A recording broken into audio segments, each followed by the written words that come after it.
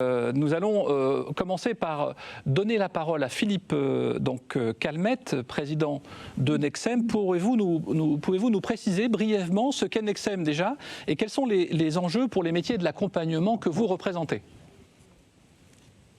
Oui, bonjour, est-ce que vous m'entendez? Très bien. Pas de retour. Je sais que vous êtes dans les Alpes entouré de neige et c'est la magie de la technologie. Voilà, exactement. Et excusez-moi, vous tous et vous toutes, de cette absence de visio. Alors, Nexem, en deux mots.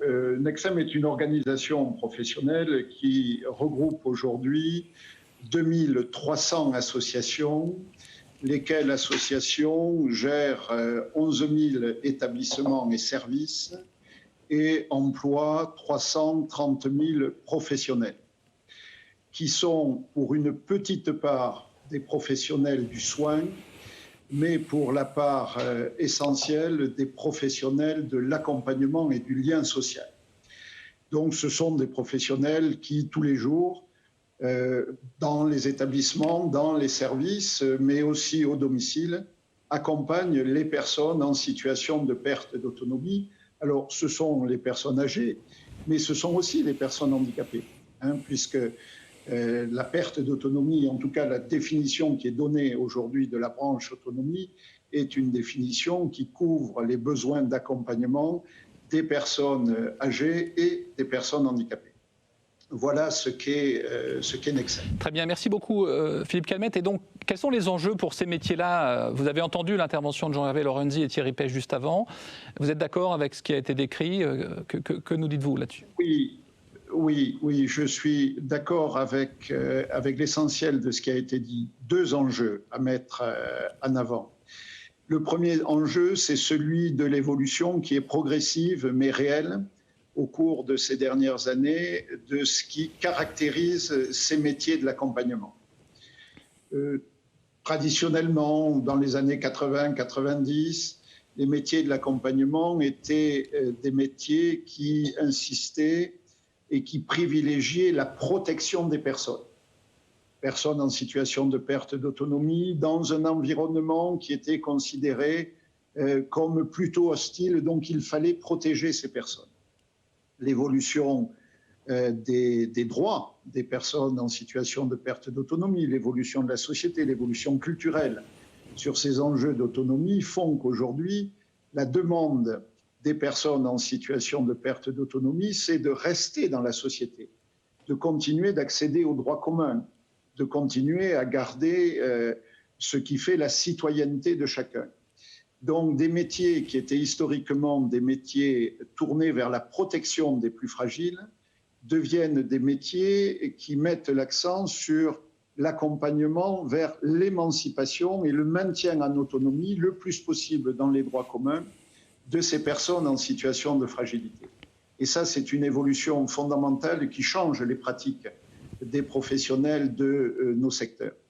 Du colloque singulier qui caractérisait la relation traditionnelle entre le professionnel et la personne fragile, on passe vers des métiers qui accompagnent la personne dans un parcours inclusif ou dans un parcours de maintien de l'autonomie.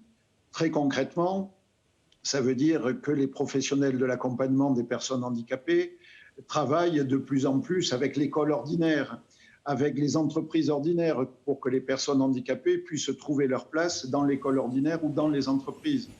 Pour ce qui est du grand âge, les professionnels de l'accompagnement deviennent de plus en plus des professionnels de la prévention, puisque ce qui marche, la seule chose qui marche pour prévenir la perte d'autonomie, c'est la prévention. Michel Delaunay, l'ancienne ministre, avait une très belle formule pour prévenir, pour lutter contre la perte d'autonomie. Elle disait la seule chose qui est efficace, c'est la prévention, la prévention, la prévention et la prévention jusqu'au dernier jour de la vie. Donc tout cela entraîne des transformations profondes des métiers, des professionnels qui travaillent de plus en plus en équipe pluridisciplinaire, qui travaillent de plus en plus dans des plateformes de services et qui travaillent de plus en plus en lien avec l'environnement et la société qui entoure les personnes fragiles pour permettre justement à ces personnes de se maintenir dans les droits communs. Donc, c'est des enjeux de formation considérables, c'est des enjeux de revalorisation de ces métiers, de reconnaissance de ces métiers. C'est aujourd'hui ce point de la reconnaissance et de la revalorisation des métiers est un point essentiel et un enjeu pour l'avenir, mais vous l'avez souligné également dans vos introductions. Le deuxième sujet, le deuxième enjeu, c'est celui de l'égalité et de l'équité de traitement. Vous l'avez dit, vous l'avez souligné, il y a une décision qui est aujourd'hui une décision et une option de principe de faire rentrer l'autonomie dans un dispositif de branche autonomie. Or, ce qui caractérise une branche, c'est trois choses, trois principes. Premier principe, universalité des droits. Deuxième principe, égalité de traitement des personnes. Troisième principe, financement pour les prestations socles par la solidarité nationale. Sur le premier principe d'universalité, on est très loin du compte. Aujourd'hui, l'ouverture des droits dépend des conseils départementaux. Le Code de l'action sociale et des familles indique bien, et nous sommes dans ce système-là, que ce sont les conseils départementaux qui sont les chefs de file des politiques personnes âgées et personnes handicapées, donc des politiques de l'autonomie. Philippe, or aujourd'hui, est-ce que juste une petite pause sur ce que vous dites à l'instant, parce que en fait, on se rend compte que le grand public n'a pas beaucoup de repères dans ce domaine. Il y a une forme de découverte quand les parents âgés arrivent en dépendance, c'est une forme d'idée, une forme de mythe en disant c'est la sécurité sociale qui va prendre en charge. Et là, vous êtes en train d'expliquer que c'est pas comme ça que c'est organisé aujourd'hui. C'est intéressant que vous reveniez bien sur cette distinction et la diversité de prise en charge sur les territoires. Aujourd'hui, quand vous êtes une personne âgée en situation de perte d'autonomie ou une personne handicapée et que vous demandez la reconnaissance et l'ouverture de vos droits, vous vous adressez à un guichet, les maisons départementales pour les personnes handicapées ou les guichets du conseil départemental qui examinent votre dossier. Et il y a, de ce point de vue, 101 conseils départementaux, dont 101 politiques d'ouverture des droits. Donc on est très loin du principe de l'universalité des droits. Les 101 conseils départementaux se traduisent par 101 républiques en matière de politique de perte d'autonomie. Et il y a là une difficulté qui est majeure, qui est source d'inégalité. Les financements, je prends simplement un chiffre, celui des prestations de base. Les deux prestations de base pour les personnes âgées sont l'APA et pour les personnes handicapées, la PCH. L'écart de financement de ces deux prestations de base entre les départements qui financent le mieux et ceux qui financent le moins bien est dans un rapport de 1 à 1,4. Donc, suivant le département dans lequel vous résidez, vous n'avez pas accès aux mêmes conditions d'ouverture de vos droits et vous n'avez pas accès au même financement et avec des écarts qui sont extrêmement significatifs. C'est ça qui fait qu'aujourd'hui, la mise en œuvre des politiques de l'autonomie sont des mises en œuvre profondément inéquitables et inégalitaires sur l'ensemble du territoire. Très bien. Et si on veut demain véritablement mettre en place une branche, comme c'est le souhait de l'ensemble en tout cas du gouvernement aujourd'hui, il faudra surmonter cet obstacle de l'organisation institutionnelle. Il faudra avoir du courage politique pour le faire. Très bien. Quant au financement qui, dans une branche, relève de la solidarité nationale, nous avons aujourd'hui, pour le financement de l'autonomie, des financements hybrides, avec une part importante de l'assurance maladie, une part importante de la fiscalité territoriale, ce sont les conseils départementaux, et une part également significative qui est prélevée sur le budget de l'État. Donc cette hybridation des financements participe également à un blocage du point de vue de la mise en œuvre des politiques de l'autonomie, puisque finalement, il n'y a pas de pilote, il n'y a pas un pilote unique qui définit les règles, qui pose les principes, qui garantit l'égalité de traitement. Ce pilote unique, on souhaite, pour ce qui nous concerne, que ce soit la branche mais à condition, évidemment, que ce soit une vraie branche de protection sociale avec les 3 caractéristiques: universalité des droits, égalité de financement et égalité de traitement et financement par la solidarité nationale. Merci beaucoup pour vos propos, Philippe Calmette. Alors, vous avez en fait, votre intervention est intéressante parce que vous avez 2 casquettes, si je peux me permettre, Président Calmette. Vous êtes à l'animation d'une organisation patronale qui négocie un accord de branche pour les salariés des métiers de l'accompagnement. Donc, je voudrais vous poser la question rapidement sur la problématique de l'attractivité des métiers.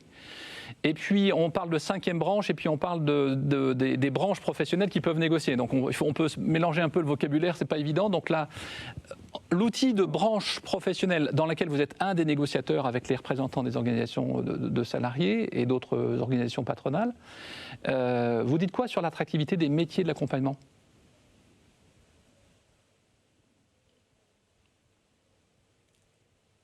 Alors, Philippe Calmette, peut-être, est-ce qu'on a été... Oui, vous m'entendez ? Oui, on a une petite coupure. Bon. Vous dites quoi sur l'attractivité des métiers en 1 minute ?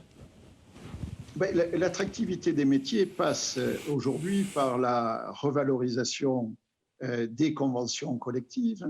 Et cette revalorisation, en l'état actuel de la situation, est extrêmement difficile. Pourquoi ?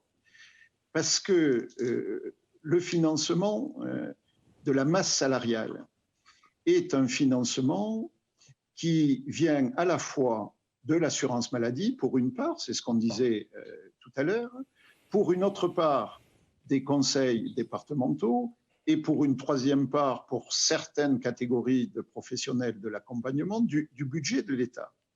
Donc, quand on veut revaloriser une convention collective et des métiers, les employeurs que nous sommes négocient évidemment avec les représentants des salariés, et ces échanges et ces négociations aboutissent ou peuvent aboutir à des accords.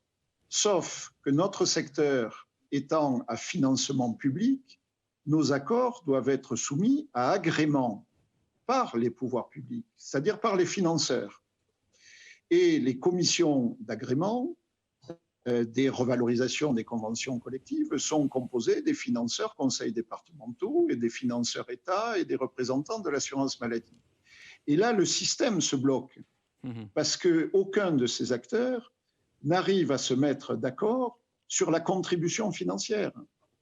Quand vous avez dans des commissions d'agrément nationales la représentation des conseils départementaux, alors que dans la réalité, il y a 101 conseils départementaux, celui qui va engager, et il est souvent très réticent à le faire, au niveau national, les conseils départementaux, va se heurter dans la mise en œuvre effective des accords à l'opposition du conseil départemental qui, au niveau territorial, va dire « mais moi, je ne suis pas prêt à financer la majoration ».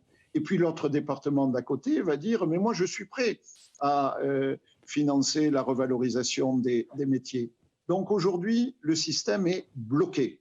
Nous sommes dans un système bloqué. De ce point de vue, l'organisation institutionnelle du secteur empêche la revalorisation, la réelle revalorisation des métiers. C'est pour ça, je reviens à ce que je disais tout à l'heure, que la seule sortie de cette impasse institutionnelle dans laquelle nous sommes, c'est une sortie vers le haut en confiant la gestion de l'autonomie à une branche de protection sociale avec une caisse nationale qui pourrait très bien être la CNSA. Elle est déjà positionnée pour cela. Et si nous arrivons à cela, nous aurons un régulateur, un financeur unique qui permettra réellement la revalorisation de ces métiers. Sinon, notre organisation institutionnelle est aujourd'hui une impasse pour la revalorisation de ces métiers. Merci beaucoup, Philippe Calmette.